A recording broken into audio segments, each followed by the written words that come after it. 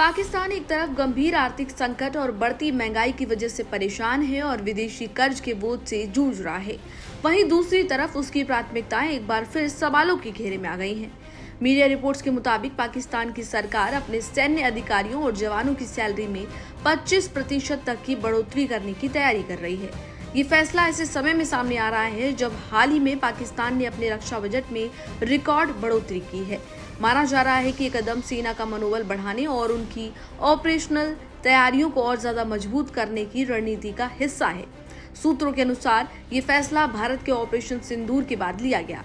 दावा किया जा रहा है कि सेना प्रमुख फील्ड मार्शल आसिम मुनीर ने सैन्य कर्मियों के वेतन और भत्ते में व्यापक बढ़ोतरी करने को मंजूरी दे दी है।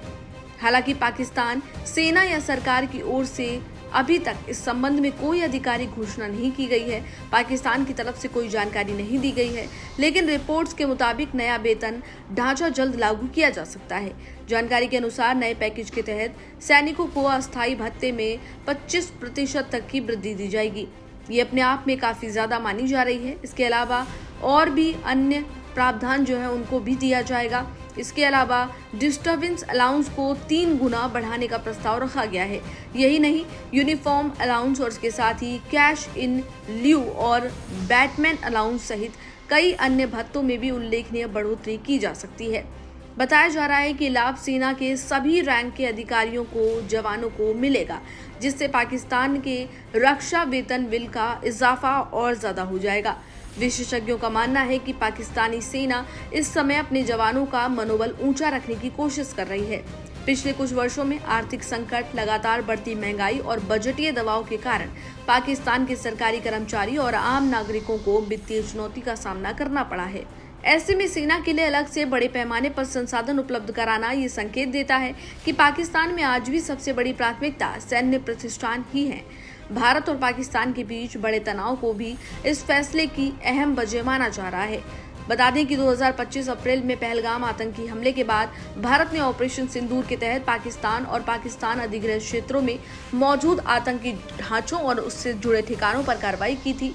भारतीय कार्रवाई के बाद पाकिस्तान की सैन्य तैयारियों में और ज्यादा तेजी देखने को मिली है और सुरक्षा व्यवस्था को लेकर कई सवाल खड़े हुए हैं। माना जाता है कि उसी के बाद पाकिस्तान ने अपनी सेना की क्षमताओं को मजबूत करने, हथियारों के आधुनिकीकरण और सैनिकों के कल्याण से जुड़े कदमों पर और ज्यादा जोर देना शुरू कर दिया है। इस पूरे घटनाक्रम के बीच पाकिस्तान की आर्थिक स्थिति लगातार चिंता का विषय बनी हुई है। देश पहले से ही अंतर्राष्ट्रीय मुद्रा यानी कि IMF की सहायता, इसके साथ ही बढ़ते विदेशी कर्ज, ऊंची महंगाई, घटते विदेशी मुद्रा भंडार और कमजोर आर्थिक विकास जैसी चुनौतियों से जूझ रहा है। इस पर एक्सपर्ट्स का ये मानना है कि ऐसे समय में जब आम जनता रोजगार, स्वास्थ्य, शिक्षा और बुनियादी सुविधाओं से जुड़ी समस्याओं का सामना कर रही है, तब रक्षा खर्च और सैन्य वेतन में भारी बढ़ोतरी सरकार की प्राथमिकताओं पर सवाल खड़े करती है। राजनीतिक एक्सपर्ट्स का मानना है कि पाकिस्तान की सत्ता व्यवस्था में सेना की भूमिका सबसे ज्यादा प्रभावशाली और अहम मानी जाती है। देश के इतिहास में कई बार सेना सीधे सत्ता पर काबिज रही है, जबकि लोकतांत्रिक सरकारों पर भी सैन्य प्रतिष्ठान के प्रभाव की चर्चा होती रही है। ऐसे में रक्षा बजट में लगातार बढ़ोतरी और सैनिकों के लिए विशेष वित्तीय पैकेज को कई विशेषज्ञ पाकिस्तान में सेना की मजबूत पकड़ और उनके बढ़ते प्रभाव को दिखा रहा है। अब सभी की नजर इस बात पर है कि क्या पाकिस्तान की सरकार इस प्रस्ताव को आधिकारिक रूप से लागू करती है और आर्थिक दबाव के बीच रक्षा क्षेत्र पर बढ़ते खर्च का देश की अर्थव्यवस्था पर आगे क्या असर पड़ेगा, ये भी देखने वाली बात होगी। फिलहाल इस जानकारी में इतना ही। इसी तरह की तमाम अन्य अपडेट्स के लिए देखते रहिए इंडिया न्यूज।